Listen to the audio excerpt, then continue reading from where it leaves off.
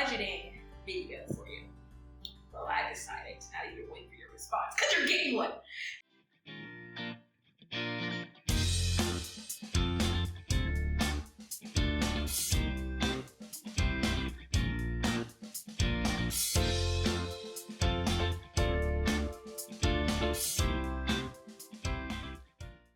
Hey guys, this is Natalia with YBConfused because life is already complicated.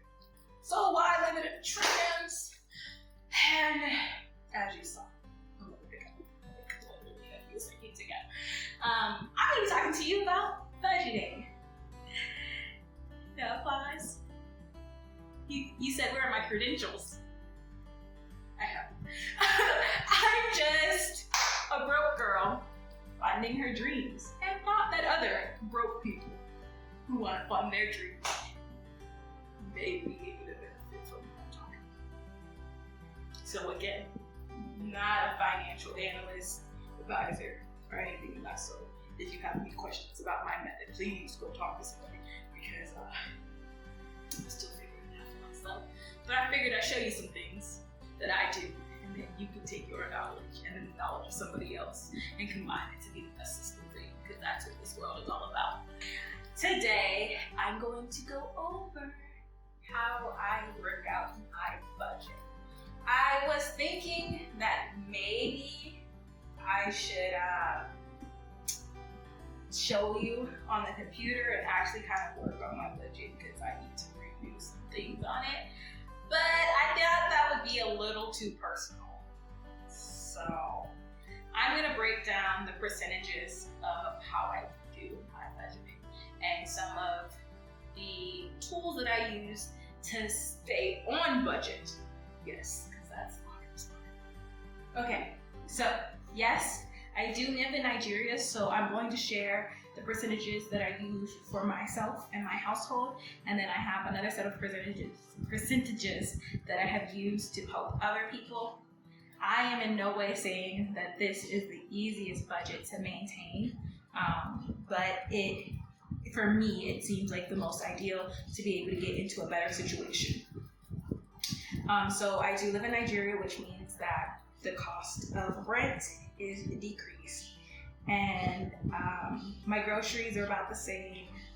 My electricity is higher, my internet is higher, but I pay for like Taxify, which is like an Uber system over here, to get around. But because I work from home, I don't have to worry about transportation too often.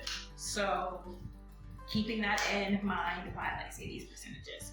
So to maintain my house, I give myself 40% of my monthly income. So 40% of my monthly income goes to maintaining this lovely castle life. And when I say maintaining, that's also like any like fund that we do, right? So we want to take care of the house and the fund all in the same funds, right? Because if the house isn't taken care of, the fund gets canceled. Savings. I am trying to put 25% of my savings away each month.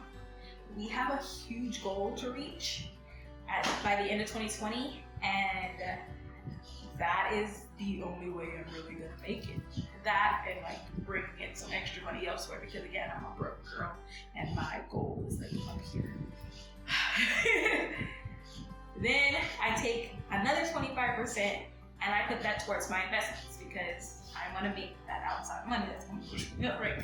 So I take 25% of my monthly income and put it towards investments. I'm currently working on 3 different projects. This, you guys, are one of them. And so I split those up evenly within that 25%. And last but not least, 10% for charitable activities. So this is going to giving at a food bank or helping somebody in some way. I kind of allot myself 10% of my monthly income to do that because I'm I'm a good person and I like to say yes to people, and then I find myself in a situation where I have to like borrow from other people because I have to kind of work it into my budget to make sure I don't go overboard. Yes. Now, when I'm helping others create their budget, I do use different percentages. So those are mine for my particular situation, but I do use other like base percentages that may get tweaked depending on their needs. But I kind of start out trying it this way, and then I make adjustments as I see fit. For their house maintenance, their fund, and their debt, I generally allot 53% of their income, because rent's expensive in America. They tell you, a lot of places say that you should have 3 times the rent. We don't know. Who's got that? So I do 53%. The key to this really is a smaller base. I think our generation is doing pretty well with like understanding we don't really big spaces at this moment. But having a smaller space helps a lot because it saves on that like massive overhead cost of rent, which tends to kill everybody on a monthly basis. After that, I allot them the same 25% for savings, because I think that we all need to be saving. You know, with the higher cost of living, they're more likely going to be emergencies. So keep your savings at 25% if you can. If you can't, the lowest I would go with 15. That was the lowest. The lowest I would go is 15. You see articles that say 10, but personally, I don't think that is large enough to like really get you out of a situation. Investing, because the whole portion where I have to invest in like my job and then my projects, I kind of cut that out for them, and I give them 12% to invest in whatever they're working on. So if they're working with one project or multiple projects, they get 12% of their monthly income to be able to focus on that. And then they still get the 10% for charity, because whether you are like actually giving to a shelter or things of that sort, or you're just helping friends and family, I think that is really good to have in your budget. As things happen, people need help, and you want to be able to help your family without like harming yourself financially. So plan for it. And it makes it a lot easier to have those conversations. When you've already put that money to the side and someone needs it for something, you are willing to give it and not really harp on them for it, which saves relationships. Yes. Let's maintain these relationships, can we? Yeah. Now, I do want to talk about breaking that down some more. So a part of my home is my maintenance, which is like fun and like rent and things of that sort, right? And then debt. I consider debt a part of my home maintenance. I take the 40% of my monthly income, and then I break that down even further and take 30% of that towards paying off my debt. I don't have a lot of debt accumulated at this moment. I do have my student loans, but I was one of the lucky ones who didn't have like massive student loans. So I am trying to take that 30% and like pay things off very quickly, and so that way that's gone and that money can go into savings or into investing. Doing my best with that. Wish me luck. And my savings get split up as well. So I have emergency savings and fund savings. And I know my mom is laughing somewhere, like, how emergency savings? This one's always the first one to go. It goes really quickly. And then this one kind of disappears too.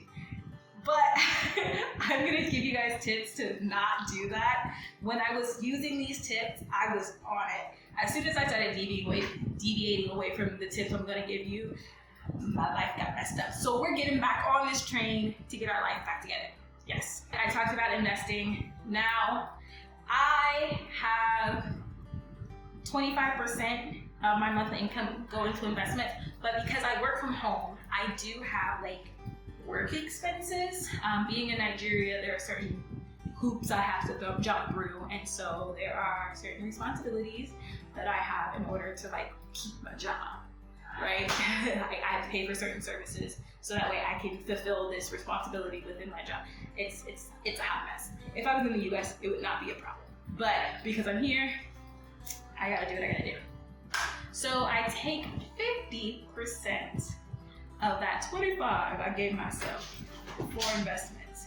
That 50% goes to maintaining my current jobs and making sure that they stay afloat and I don't get fired. Because nobody wants that. Nobody wants to be fired with no job in a foreign country. That's terrifying. Right? And then the other 50% of my investment pool gets split into a third for each of the projects that I'm working on. So that's where it goes to funding my dream, right? And it ends up being a good amount of money. Not a good amount of money, but it ends up being greater than zero to go towards my dreams. So I do have to be strategic of what I purchase or what I invest in for my projects, but I still have money to be able to do that versus working with zero because there wasn't a plan. Before we move on, I want to know your saving goals. Right now, my saving goal is like way up in the stars. I have a goal of saving $20,000 by the end of this year. And that's going to require a lot of hard work and prayer. What are your goals? Like, let me know. Like, nothing is too small, nothing is too big, nothing is too outlandish. Like, tell me what your real goals are and what you're doing to try to accomplish those savings goals, because we are known as the generation that doesn't save, and I'm trying to change that. We don't save because we can't afford to save, but we're not going to go down that rabbit hole because we're going to figure it out. So we're going to change that and become the generation that saves. Since nobody else wants to help us, we're going to build our savings. Once you break down these percentages, you know how much money you have for each area. Then the second part of creating your budget is creating your payment schedule. What's the point of knowing percentages if you're not going to actually make a schedule? Make your schedule, people! Okay, do your schedule based on your payday, not when these places want their money, based on your payday, right? So each payday, you need to know what's being paid that day. So like as soon as the direct deposit hits, it needs to go out. Don't let it linger. Don't go get a coffee. Like, please don't do that to yourself. Like, it hits and then it goes out to where it needs to go. And what's left is for you. I've made that mistake. A few things to keep in mind when making your payment schedule is one, you always want to be advanced. You never want to be behind. So if a bill is due on the 14th and you get paid on the 15th and the 30th, pay that bill on the 30th. I also keep multiple checking accounts because sometimes there's like services like Netflix and things of that sort that don't let you pay in advance or don't let you have like a credit. Like I can't put like a year's worth of like Netflix fees on the account and sets me. Like they're trying to trap us. But anyways, yeah. So I have actual checking accounts that are for those, the ones that won't let me pay ahead, where payday comes, I can't pay this bill because it won't allow me to, so I'm just gonna have this bill pull from this checking account and transfer the funds into that checking account and forget it exists. Like if you can, do it with a different bank, and like don't get the mobile app on your phone. Like don't look at that account and choose to transfer this funds. And if you find that like one month you get an extra paycheck or another month like something happens, you got a bonus or something, Do not, I repeat, do not go on a shopping frenzy like I did. Pay some things off in advance, like credit on accounts. It's like, great. We have like prepaid electricity here, and I went ahead and paid 6 months worth of electricity and put it on my meter. I don't have to think about it. It's like one less bill. Thank you, past Tadia. So if you get a little extra money, I'm not saying take all your bonus. I'm not saying take all of that extra paycheck, but take a percentage of it and put some credit towards something. At least 2 months in advance payment of something. If you can, put it on the thing that you forget the most. And then set an alarm on your phone. Oh, don't forget that. Once you've paid in advance and you have a credit on it, set an alarm on your phone for the next payment that you need. And making this payment schedule is also going to help because you will see where you need to pay it again because it's on your schedule. But do that so you do not forget and then end up being late on a payment because you thought you were caught up. Also, while making your payment schedule, remember any oddities, annual subscriptions, one-time fees, things of that sort that you kind of know come up around a certain time. Prepare for them. Even if you don't know the exact date, put it towards the first of that month. Like if you know what happens in June, be prepared to pay it the 1st of June.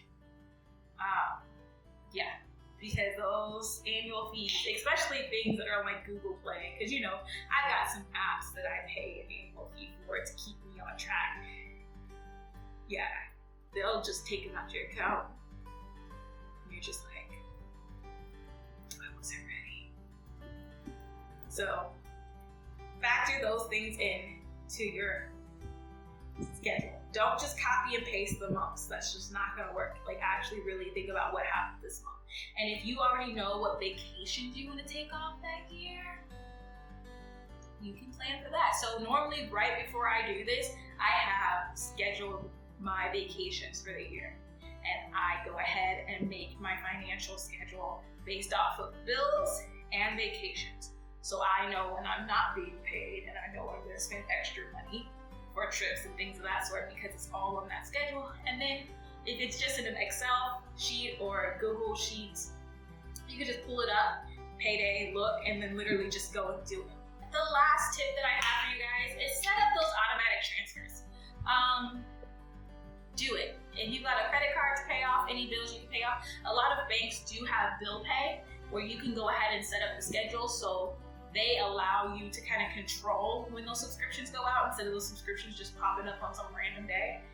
Do that. And if you're using the multiple checking or savings account method where you have different checking and savings account for different things, use your automatic transfers, so transfer into the accounts that are needed. So once you set up your schedule, you can go ahead and set up your transfers. And that helps you stay in it. Because when your paycheck hits and everything goes to their spot, you know which account is for you to do you. And you know all the other accounts are a no-go. So I hope this was helpful for you guys. Again, I am not a financial advisor, but these are just some tips that I, a broke girl, use to be able to fund her dream.